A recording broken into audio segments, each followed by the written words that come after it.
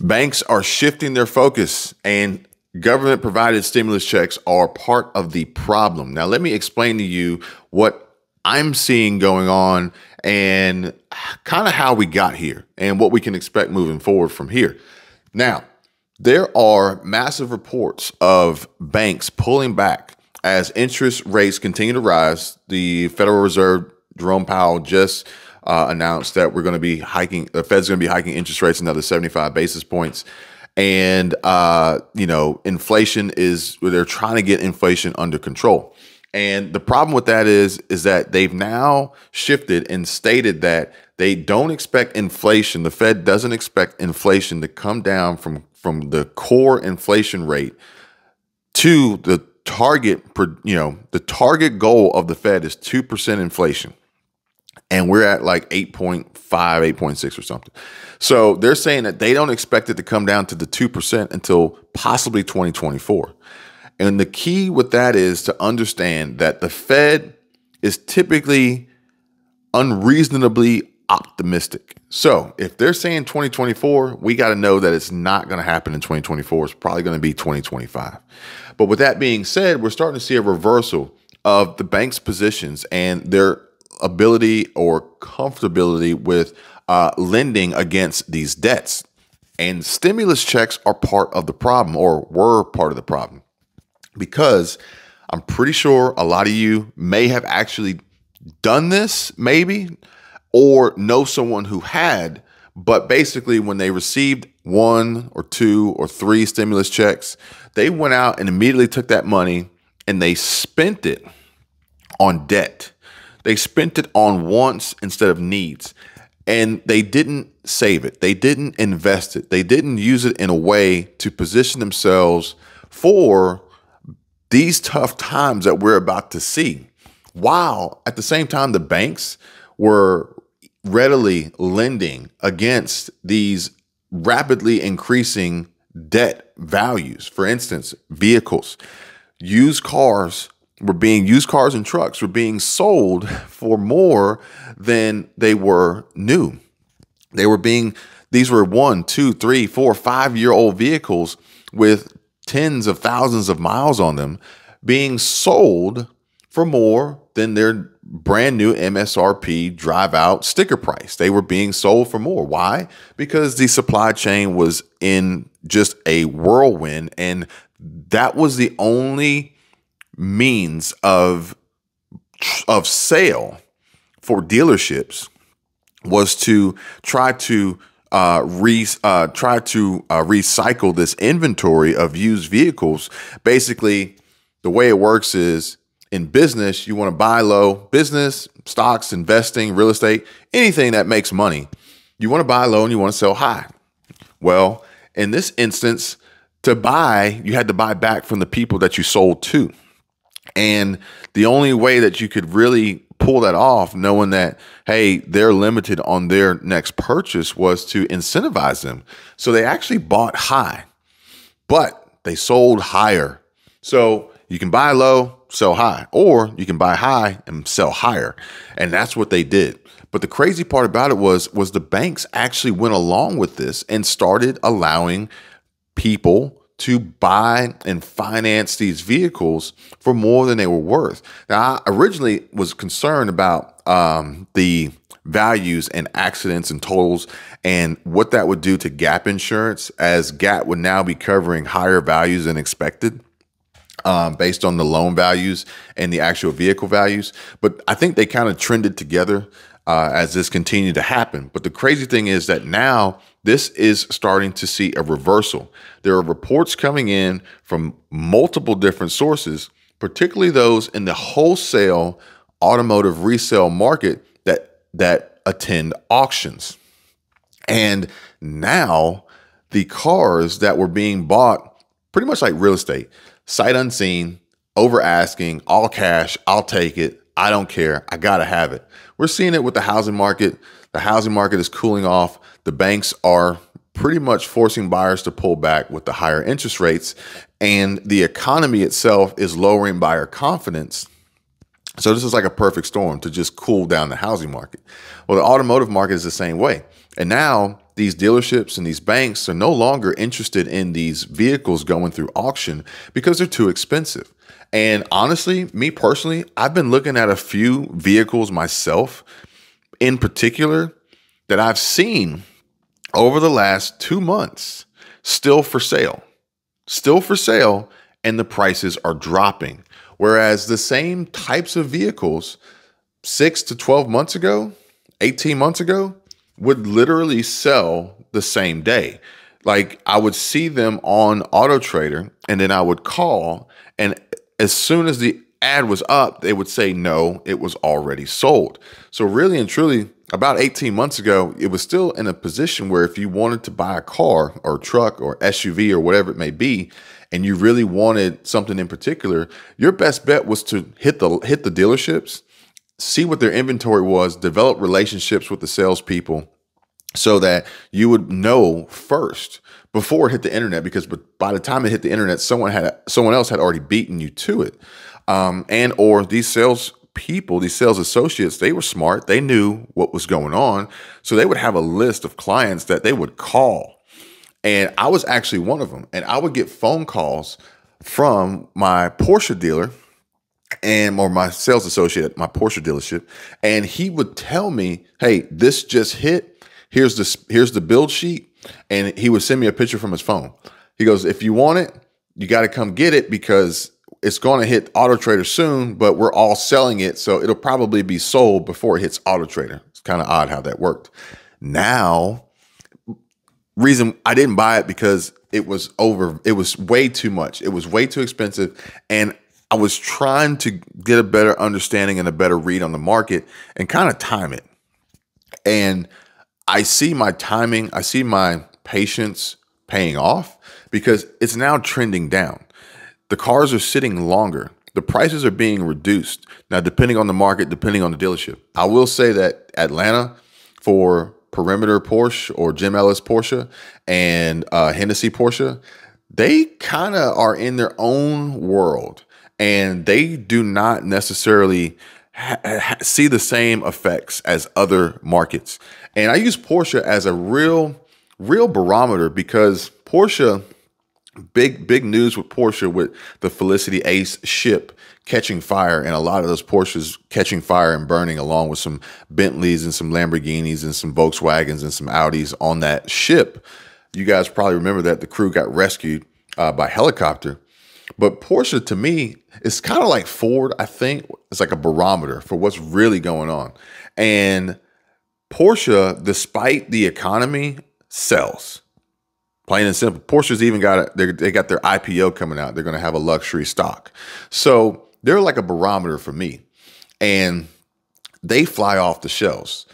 When I see them sitting longer and prices being reduced and specialty models like GT cars being more readily available and those prices being reduced and allocations coming available and the dealer markups on the allocations being reduced and or eliminated is a clear indication of the direction the automotive industry is possibly going.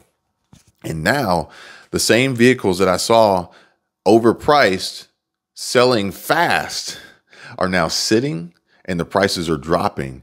And they're actually dropping, which was kind of strange because Auto Trader had a little gauge on their website that would tell you the vehicle price range and where it should fall. And that gauge actually was unavailable for a while because it couldn't really tell the pricing. It had no clue.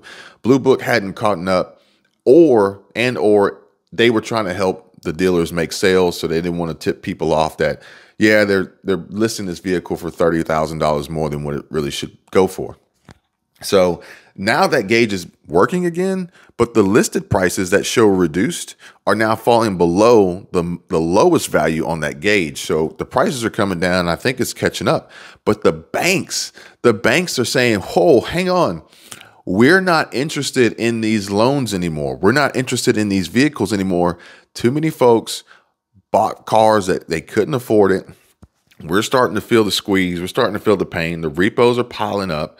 And, with that, the rates are going up. So, if you want to get a prime rate on an auto loan, you're probably going to be, anywhere like 5, 6, 7%. And with the high price of the vehicles and the uncertainty in the economy and the shakiness in the job market, I don't see people rushing out to buy the expensive ones. They're going to go out and try to buy the less expensive, more affordable needs. And the crazy part about it is that trucks are in a unique space because trucks basically keep this country running. Contractors, business owners, I think was even George Bush drives a Ford F-150. So trucks are where it's at, and trucks are still fetching a premium, especially for new, which is crazy because a new F-150, was that a quarter ton or half ton, can get up to like almost $100,000 based on sticker MSRP and then the dealer markup, because they know that they're in limited supply and people got to have them. But the rest of the automotive industry has seen a little bit of a change. But I also think we're going to see a huge change with the fact that the manufacturers don't want the black eye that they're earning, and they're going to force dealers to reduce these markups and or cut out the dealer altogether and go the direct to consumer route, which would be very interesting. That could be a game changer. But I just wanted to share some comments with you, one of which saying, I keep wondering if the priority is to save or buy my first home, especially with interest rates constantly increasing, as I will need a mortgage regardless. And honestly, I was actually telling PFS on YT, I was telling my wife last night, I said, if you're someone looking to buy a house and you don't have perfect credit, then you should not even be considering a mortgage. And I'm talking about 740 or better, because even at 740, you're going to get prime mortgage rates, but they're still expensive.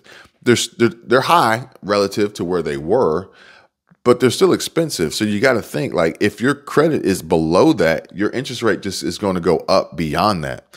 So me personally, I would first be looking to improve my credit score to get beyond the 740 FICO score mark to make sure I got prime, number one. But even still, with as high as these rates are, I would probably be looking towards paying cash. Okay, not everyone can do that. So I would be looking to pay as much cash as possible on top of having the best credit possible to get the lowest rate possible, because I don't want to pay more than I need to in interest on these properties, especially as we're seeing the market trend downward. And the likelihood of getting an opportunity to refinance your mortgage in the near future at a lower rate is very slim right now. And even then, there's a cost for that, the closing costs and attorney's fees. So, it's got to be a considerable decrease in the rate to really make it worth your while. So that's just how I feel about it. And it says, almost everyone I know got their stimulus check and went out and purchased themselves some brand new debt in the form of a $100,000 vehicle.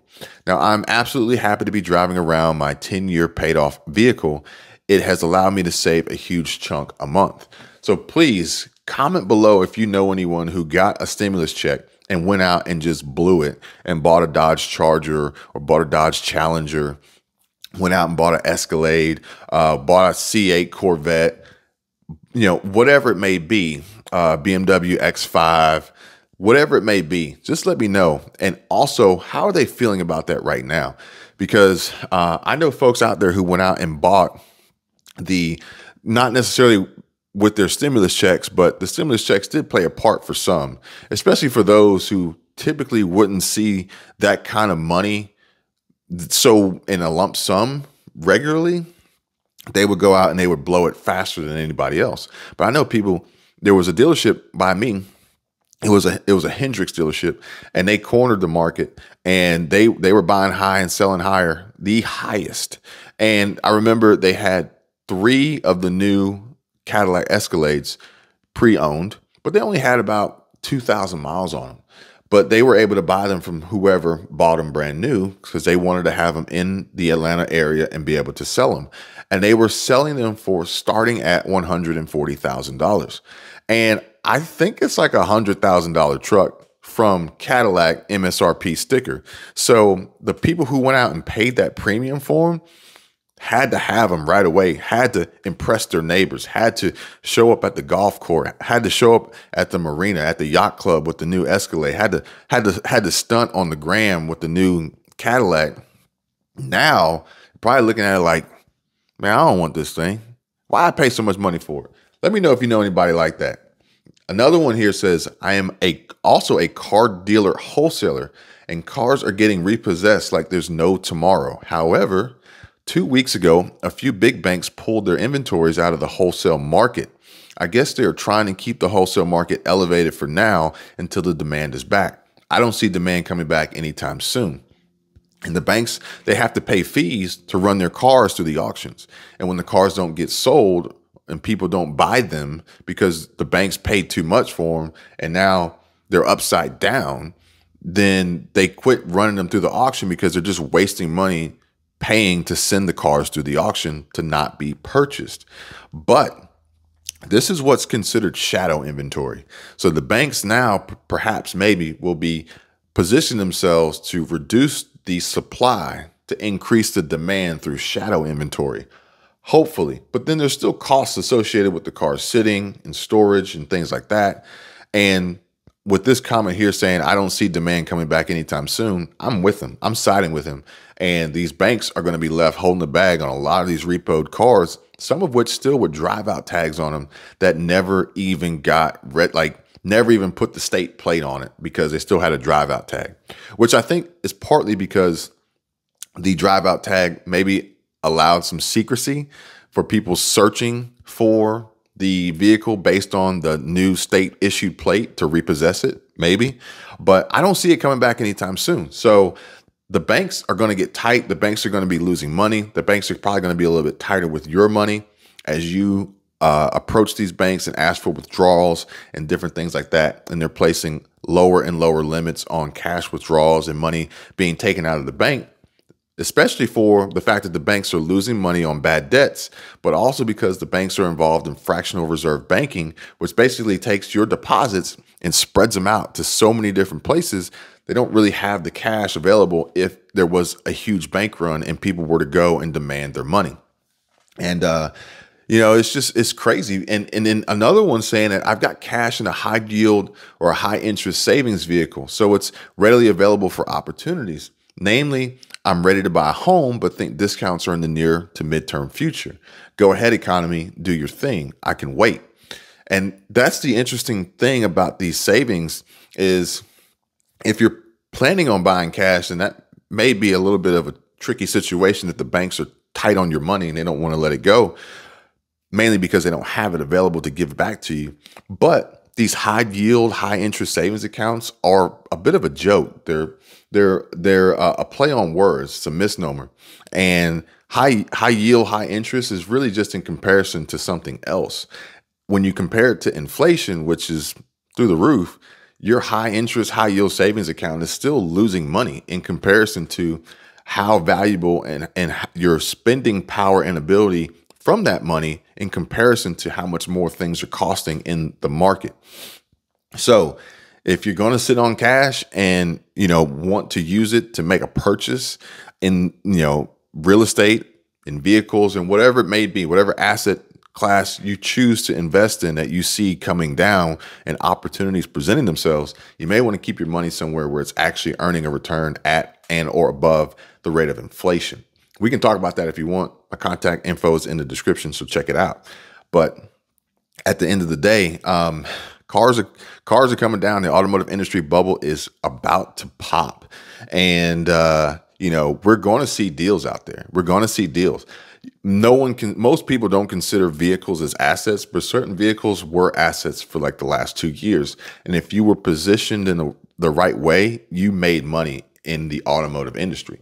We're going to see that opportunity present itself, I think, as these banks and these dealerships and private sellers and whomever start to get a little bit desperate and need to get out. And you're going to be able to pick up some deals. But real estate for sure. Real estate's coming down. Interest rates are going up. The buyer pool is changing a little bit. And this is going to be very, very interesting to see how it plays out. I'll keep an eye on it. I'll keep you guys updated. You guys take care. Be safe. See you real soon. Bye. And while I got you guys, I want to share some information with you about how you can win this first channel giveaway, 50,000 subscriber giveaway of this RTS Tactical Rapid Deployment IFAK kit. It is the best first aid kit that you can have on you in a pinch, and it can be yours. So check this out.